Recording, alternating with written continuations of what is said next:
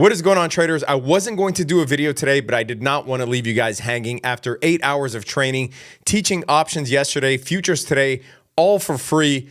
I really was super tired, did not want to be in front of these lights. But like I said, I didn't want to leave you hanging. Here's what you need to know for this week.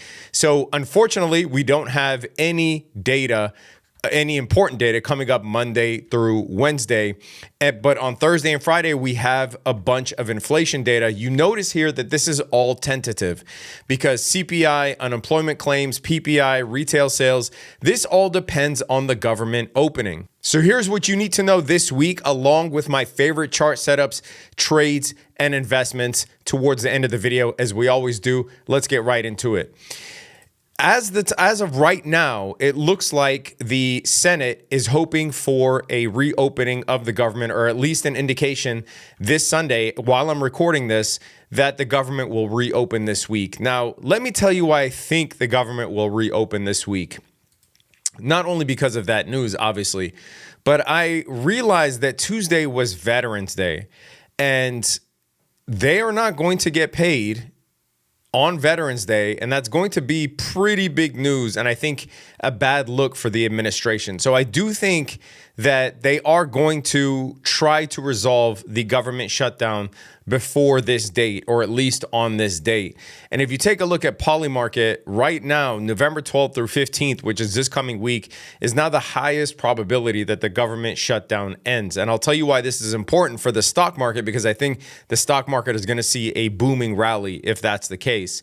Now, this right here was a very low probability just yesterday, and now we are seeing this being the highest probability time frame that the government shutdown will end. If that's the case, and I will be covering inflation data for you live on YouTube this week, and we will be day trading it live. And hopefully those of you who join the free course will be able to use what you have learned. Now, here are some stats the last time that the government shutdown, or at least the last few times that the government shutdown has ended. Most of the time, this is a very green event. There's only been one time in 2018 where it has been red, 2 weeks, 1 month, 2 months, all the way through a year later. We actually did have a pretty big correction in 2018, but it was not a bear market. And this right now is the longest running government shutdown since 2019. Now, when you mix this with seasonality, the fact that November to April is the best time in the stock market historically, and you look at the fact that stock markets that start strong end strong. So here are the results after the S&P is up more than 10% by October. From end of October to year end have been green 100% of the time. So while the sentiment from my last video and my last few videos, honestly, is that we are in a bubble and this bubble will keep inflating, I do think that there is more inflating of the bubble for at least the next 1 to 2 years. But of course, these videos are focused on weekly updates. Now, we also can't ignore the Hindenburg omens or the negative breadth signals that we've been receiving, which typically happen at the top of bull markets before corrections. The only problem is they also happen in raging bull markets that aren't at the top. The only difference is every single correction has seen them, but not every time we've seen them has turned into a correction. So in my opinion, at least the way that I handle the market, I cannot rely on Hindenburg omens or breadth data alone. And it certainly does not preclude the possibility of the bubble furthering, meaning more gains in the S&P 500 and the broader market. So let's see if the government shutdown ends this week. And if it does, I do think that the market will be relieved. The one snag, as I mentioned before, is if the government shutdown ends and then all of the employment data that we haven't received in the last month and a half gets released, and it shows that beneath the hood, the picture is way worse than we expected. However, my view is that the BLS chief, as I said, who is friendly with Trump, will not risk his position by releasing terrible data without warning the administration first, maybe trying to massage the data.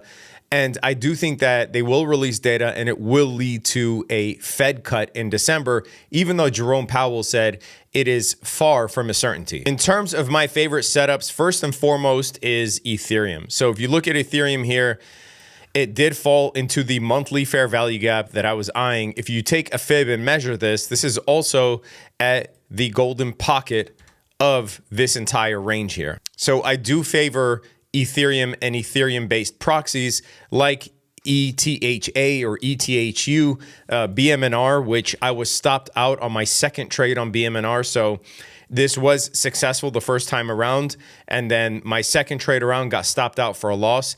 And I think that now we are in a period where BMNR is a buy once again. And if we do end up if we eventually end up breaking this trend and retesting it, then I think BMNR has a significant chance to eventually get back to the 3 digits at some point in the next few months, maybe next year. Now, one thing I was looking at was the correlation between the NASDAQ and Bitcoin. So in green, we have Bitcoin. These bars right here, the candlesticks, are NASDAQ. They have been pretty much correlated, except for in October, crypto and Bitcoin in general fell much more than the NASDAQ. And I do think that they will get back to correlation at some point within the next few weeks. Now, it could mean that the NASDAQ falls to meet Bitcoin, but I do think, as I said, that crypto is at a support level. To me, Ethereum does look better than Bitcoin. If we take a fib and measure this, Bitcoin still retraced to 50% of this entire move here since April. I would have much rather had Bitcoin take out this level into this last fair value gap here. But you could, there are times when Bitcoin and Ethereum do have divergence, where if you look at Bitcoin, it made a higher low, and you look at Ethereum, and it made a lower low for the same time frame, that could be looked at as bullish divergence. Now, we're still not out of the clear yet. I would still need to see Ethereum break market structure here before declaring that this is, as a matter of fact, the bottom, and that Ethereum has smooth sailing from here on out. But for those of you that understand power of 3, this does look like a potential power of 3 into that golden pocket. And if we get a market structure shift here above around 3,800, then I think that we could start talking about 5K by the end of the year. Now, MicroStrategy to me does not look as good as BMNR. You do have this level here, all these lows that MicroStrategy did break below. And as I said, I would need to see a break of structure. If we dive down to if we look at the daily, there isn't really any structure to break here besides at 300, that high right there. But on the 4-hour, this might preempt it. If we get above the 255, then I will start thinking about MicroStrategy. Now, looking at the S&P and the NASDAQ. So on the left, I have QQQ. On the right, I have SPY. If we take a look at this, the interesting thing, and it's so funny that so many people were panicking, because if you take a look at the S&P 500, we actually have not. You know what? Let me take a look at SPX. Just to be even more accurate, because the SPY has dividends, and so the dividend adjustment does contribute to the price. SPX is an index that doesn't have dividends. So if you take a look at the daily, we have not touched the 50-day moving average on SPX this entire time since May. This is the first time that we touch the 50-day moving average. And as I said on X, by the way, follow me on X and Instagram for free trading, daily trading, and finance content. But I said no bull market has ever died because of one tap of the 50 MA. And I said the market was on easy mode for the second half of this year, and it just really went up. It will be much trickier in the coming months, but this is not the end of the world yet. And I do really think that the market will be trickier in 2026 and beyond. And in my opinion, if you're going to be involved in this market, you should definitely start sharpening, or at least plan to sharpen, your trading game and your charting game. And if you look at the S&P 500, yes, this is the only tap of the 50-day moving average. Now, I've also compared the 90s for you guys countless times to this stage here. And we had 6 corrections of minus 10% or more in the 90s. So far, we've only had the Liberation Day correction in this bull market. And if you go back to 2023 and you want to count this one here from August to October, that's 2. So we've had 1 correction and 2 corrections. I don't think that this is over just yet. It's just a matter of was this here an exhaustion that would lead to another correction before the bull market continued, or is this the bottom? And I'm leaning towards saying that if the government opens up and we don't have a wave of negative data, then we will likely continue higher and see at least 7,000 on the S&P 500 by end of year. I was also looking at the put call ratios, but this person here on X summed it up best. Let me give this guy credit, Brocco. He summed it up best, but he was looking at the put call ratios and mapped it out on the chart. In the short term, when the put call ratio is above 1, meaning more puts than calls, and the market has tested a local bottom, that has signified the bottom for that trend every single time this year. Now, when the call ratio is higher than the puts, then that's when there's too much exuberance and you expect the opposite. But when the put call ratio is above 1, meaning there are more puts than calls, and the market hit a low, then you tend to get in oversold territory. I highlighted this to you guys before, and I put this in the Traveling Trader Academy chat as well. But Nvidia here, to me, looks like a decent bounce. So we have all of these equal highs here that Nvidia is retesting. Nvidia is also retesting the 50-day moving average. If you take a look at the 4-hour, there is a potential break of structure here, where I hope to see Nvidia do something like this. Now, granted that we do have earnings coming up on November 19th, which is 2 weeks from now. So if you are going to buy options on Nvidia, I would go December expiration or later so you don't get hit by an expiration that is subject to IV crush. Now, the cool thing about this setup here on Nvidia is you can actually have a pretty tight stop limit at around 176, targeting these equal highs here at 213. And Nvidia sometimes consolidates before earnings and sometimes has huge run-ups before earnings. So the one thing I will say is I saw a print come in on Friday of 5.3 million of the 210 calls expiring December 5th, mostly at the ask, and look at the volume compared to the open interest. There's also another potential trade on Coreweave here, another potential short-term trade on Coreweave. So Coreweave did fill the weekly fair value gap here. And again, if we take a fib and measure this, not a surprise that this is the golden pocket. And if we take a look at the daily here, you could see that we are hitting this area where we did have equal highs, simple break and retest. And if we hold this level here, I still would like to see it close above 104, 105-ish before taking a long position. But I think that if we do close above this level here, like a break and retest, there could be a trade back to the 120s, 130s. Oh my God, I just saw that Ethereum is up 5% right now. Typically, crypto does end up leading the way for the indices. And I think this is on the exuberance of potentially the government reopening. Also, the fact that Trump is going to print money and throw $2,000 for people who are living below a certain income level that apparently we got from the tariffs. I thought that money was for the government as not to raise taxes. I didn't think that money was going to be injected into the economy to potentially raise inflation. I thought that money was going to take care of the national debt. I guess not. So, and if that wasn't the only interesting financial news coming out of the White House, President Trump now is, I guess, talking about releasing a 50-year mortgage as opposed to a 30-year mortgage, which is wild. I don't see how that could be a bad deal, actually, a 50-year mortgage.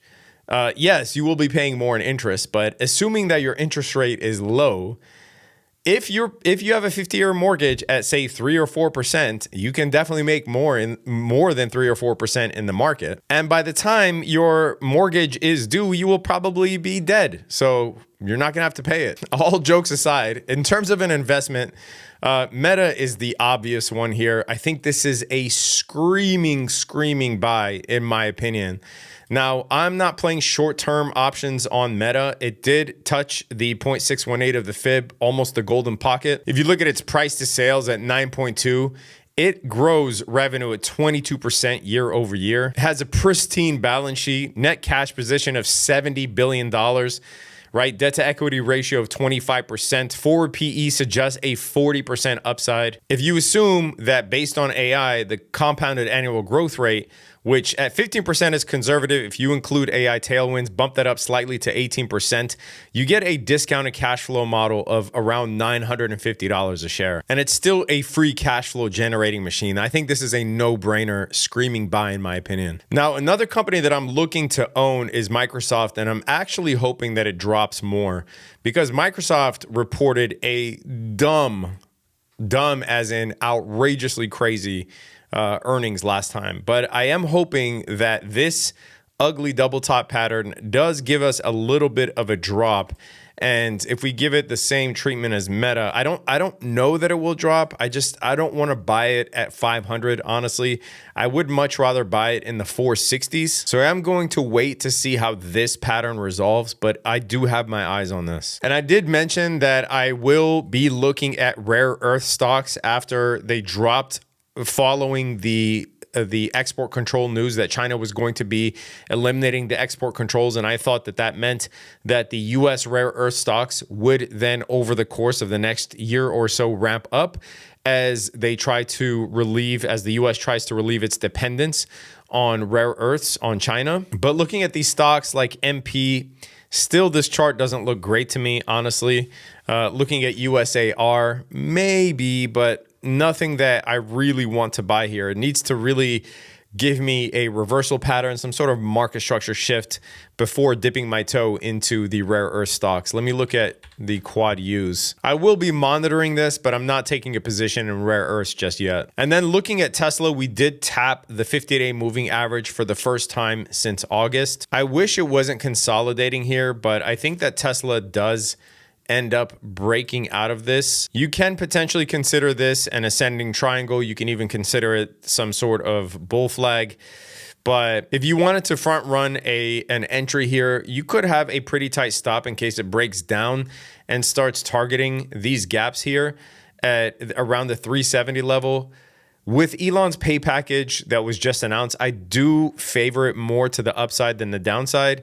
But if you do end up trading it before it breaks out and gives you a break and retest, you better have your stop pretty close to your entry at around 410. As I said, the market is not going to be in easy mode going forward. If you want to trade live with me every day and you want to trade live with the hundreds of motivated traders in there, and you don't want to go at it by yourself, and you want to be able to ask me questions every single day as I'm in the Discord for most of the trading day, make sure that you sign up below. Also, the new mastermind is starting January 11th, and you have to apply to it to get in. If you are accepted, you will be sent a coupon code, which is going to be even cheaper than the Black Friday coupon code in a few weeks. And 2, you get free access to the Discord for the entire time from now until the mastermind starts in January and then ends. It's a great value, and it's not going to be cheaper on Black Friday. It's cheaper now than it will be in a few weeks. Let me know what you're looking at, what you're trading.